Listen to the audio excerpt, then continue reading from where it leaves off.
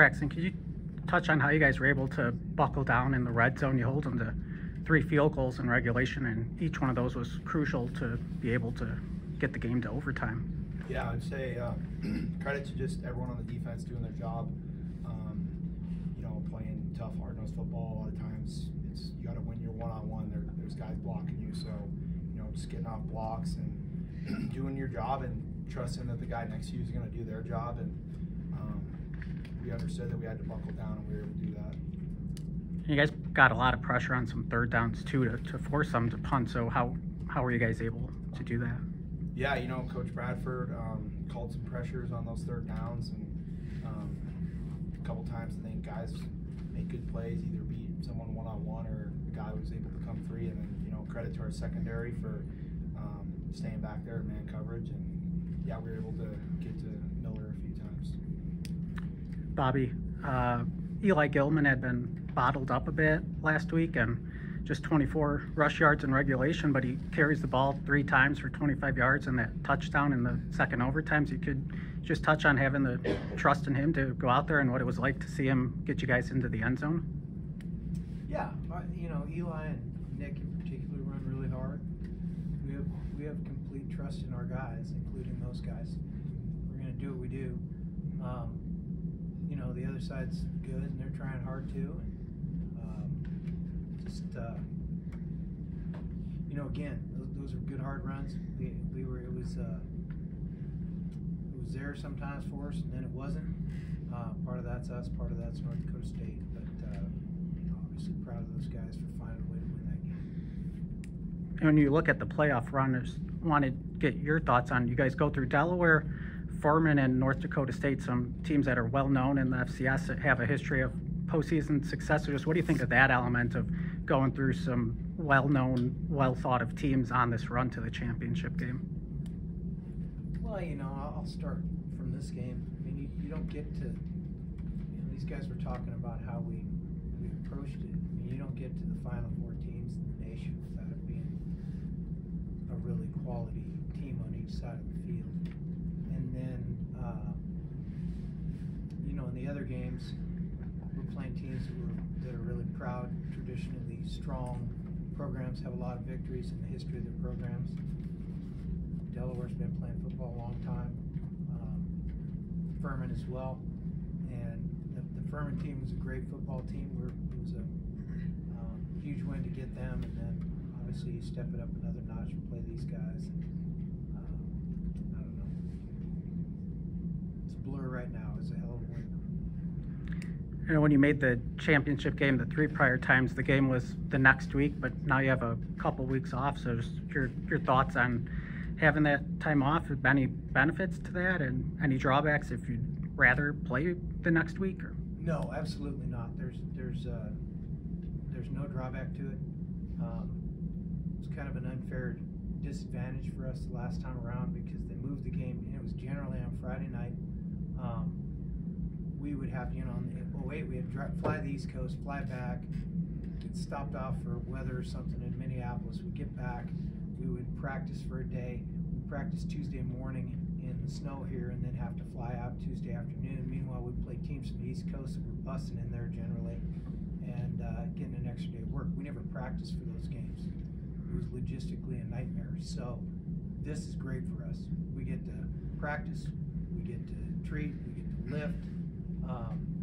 We get a couple days off for Christmas, so this is an outstanding setup for us. And if you got to watch South Dakota State yesterday or seen them on crossover on film at all, any initial thoughts on playing them? Nope, I've not. I know they're good. They won last night, huh?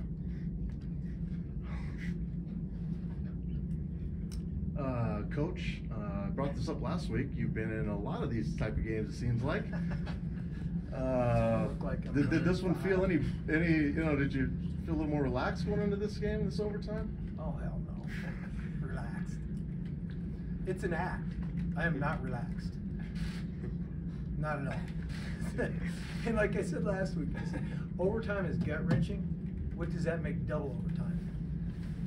Horrible. It's just, like nobody loves overtime. We want to win. It's hard. We want to win by 50 in regulation. So anyway, I'm having a blast. Obviously, this group of people likes and loves each other. They play hard for each other. It's a privilege to be their coach, and yeah, that's what I'm enjoying. But relaxed. And I know that we've already touched on Junior's kick return, but after he scored and I had my camera on you, the look on your face just kind of seemed like, almost like it was unbelievable in your mind, but not unbelievable. Like you knew. I mean, can you just talk about that? Yeah, I mean, it's, you know, what's going on in my head is probably, I'll be damned who did it again. You know, it's just find ways to win, and you know that's a big play in the game. Maybe the play in the game. You know, and I'll go back to a year ago. That's how we beat Southeast Missouri. We were down 21-0. We scored 31 straight, 2 of them were returns. And then last week, we were struggling against what I think is a great defense, and we returned 2 kicks for touchdowns. And, you know, that's a lot for the guys on the other side to overcome. And then, you know, we blocked a punt in the first quarter, and they had a false start on it. That would have been a huge play in the game. So, you know, we thought we had some plays. And, you know, I guess that's my long-winded way of saying, I'll be damned if we did it again.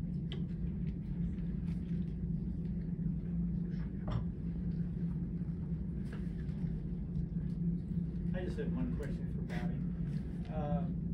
I thought I saw after the first overtime you approached the official and just to remind him that you were going down to the other end zone there.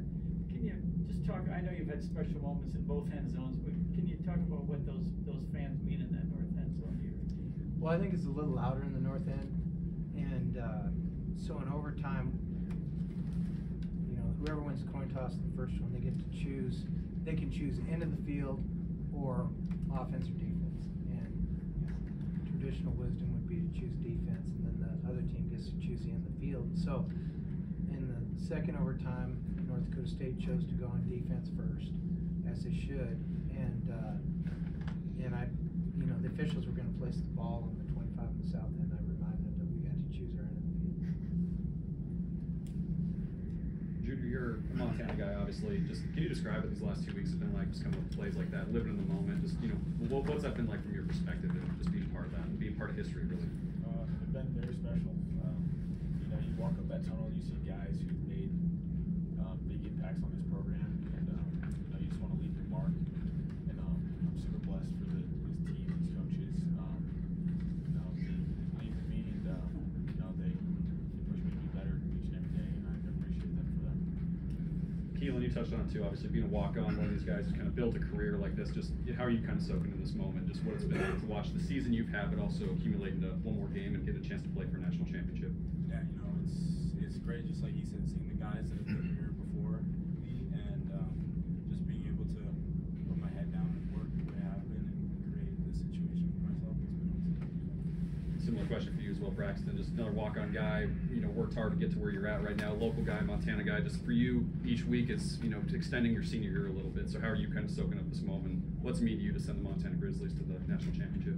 Yeah, it means everything. You know, I just want more time with the guys in the locker room and the coaches. I mean, from Monday meetings to lifts to practice to anything and everything. You know, we just every day we just soak it up, and you know, I just don't want it to end. So that's why we play so hard. We play that hard for one another, and it's special. And I'm just so glad that we have another couple weeks together. We're gonna cherish each and every day. Coach, your perspective from when the 2-point conversion was no good, and you guys win the game. I mean, what's going through your mind when you know you're going to the national championship game? Well, it was we didn't have timeout left. We'd have called it there and told them what to expect, but our guys were pretty dialed in. It was a play we actually somewhat expected. That's why it looked the way it did. It's something we saw him do a year ago.